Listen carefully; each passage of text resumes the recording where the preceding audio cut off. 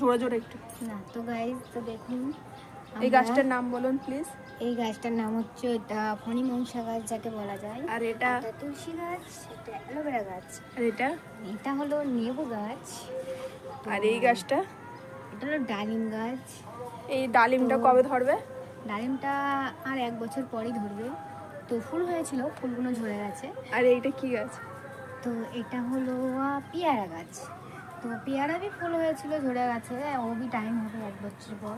তো যখন হবে তখন আমরা ভিডিওটা লিঙ্ক করে দেবো, দেখে নেবেন। এইটা এটা হলো ডালিম গাছ। এটা এটা হলো সবেরই ফেভারিট পুঁই শাক গাছ। আর এটা এটা হলো লেবুন গাছ, এটা এটা ম্যাঙ্গো। আর এটা হলো সব থেকে ভালো বেগুন গাছ। দেখুন, বেগুন তো ধরেছে। বেগুন তো ধরেছে, আপনারা দেখুন।